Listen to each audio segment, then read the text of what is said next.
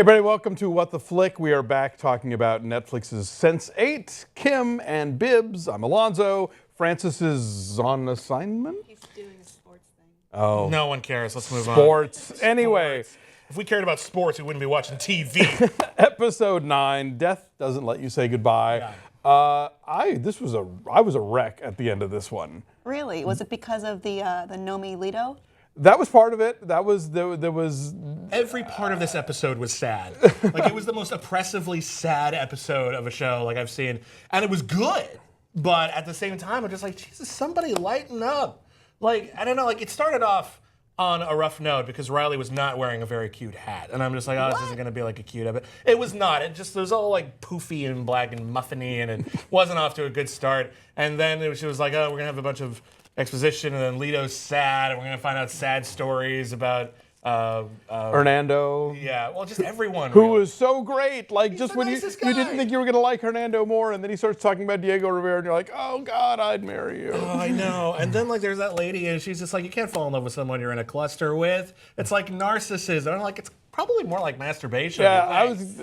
Who would understand wouldn't you want to be with someone who understands you and understands how you're feeling all the time? Those sound like marriage vows. Yeah, but there's nice to have a little mystery, too. I think the argument is also that these people are also kind of the same person. So kind of you're falling in love with an aspect of yourself. I'm okay with that. Then narcissism it is. Narcissism it is. So this is the episode where we find out they were all born on August 8th, and I was trying to do the math. Were they all born on August 8th, 1988? It's not really clear. They Because could have been. if they were all born fit. on the same day, are they all 27, or is that too young, or is it too old? I They could be 27. They all look like they're different ages to me. Some of them. but No, the- they're exactly the same age. They are, yeah, it's true. That's one of the Yeah. challenges here. But yeah, just a thought. I don't know. Well, we got a lot of. It's a shame Francis isn't here, so we can finally smack around and say, "See, we got to it." But it just explains so much. We know what Cycelium and Yeah, the that's our BPO. bullshit word for the series. We're just gonna be fine. Fuck it, it's Cycelium. It's Whatever. the midichlorian of Sense8. It actually bothers me that they put a name on it because I know there's going to be, like, in season 2 or something, there's going to be an episode where we have to have a long explanation about how Cycelium works. And actually, Cycelium can also do all these things. I don't care. Oh, to about be that like stuff. midichlorians. Aren't you Exactly. excited? Exactly. No. I'm not excited. It's terrible. It's not. It doesn't help. It's not terrible. It's an exaggeration. It's terrible. It doesn't help. It's kind of. but again, it's the I blame Francis. It's the Yeah. Francises of the world that make these shows explain themselves when they don't need to. Right. But whatever, we love you anyway. I did enjoy I love the parallels scenes on this show. So this time it's I wrote down German intimidation, Indian interrogation. So Wolfgang is facing off with angry uncle while Kala is being questioned by the police about what was going on with her soon-to-be father-in-law, who is now a human pincushion. Yeah. So I thought that was very cool. And wow. I don't think I've ever heard anybody talk about gay sex in a mainstream program quite so vividly before as Lito's whole Holy Communion Oh, that was speech. beautiful. I didn't think that was so, like, out of crazy. No, I don't think it was crazy, but I'm just saying that for like non-logo standards, that was like, whoa, okay, we're gonna go there then. You know. And eroticized. It was actually just like neat. Yeah, no, I'm all kinda for fun. it. I'm all for it. I just don't want to take it for granted that in a show that's this aimed at the general public, It that's pretty out there. It raises a question for me. We hinted at it a little bit before in this conversation. So all these people share all of their foibles, and we saw that they all have sex together, and that's neat. Is it awkward to masturbate when you know someone can just walk in? Like, I wonder, like, just all these things we do, like, like I'm just here on the toilet, just chilling out, and then Riley's just like, oh, hey, oh, I'll be back. Like, I want to see, like, the little dumb moments a little bit more often. Yeah, it is one of those your dead mother is watching kind of things. Only it's the guy from Nairobi could just come ambling in and be like, hey, whoa, sorry. God sees what you do. And I'm it makes good, you no cry. worries. Yeah, no, it's a thing. We have to talk about the finale, which is just Lito's. Lito is sad because he's only got one sock and it's kind of floppy. It's just like it's all down. It's like dangling off of his toes, and it's just like the one flip flop. Yes. Yeah, it's the most like epic montage of like suicidal sadness I've seen in a while. Who thought he was going to go for it? Like, who actually thought it was going to go there? No. Anyone? Oh, No one? no, I was no. actually just like, it's the Wachowskis. They'll probably kill someone eventually. No, all right, whatever.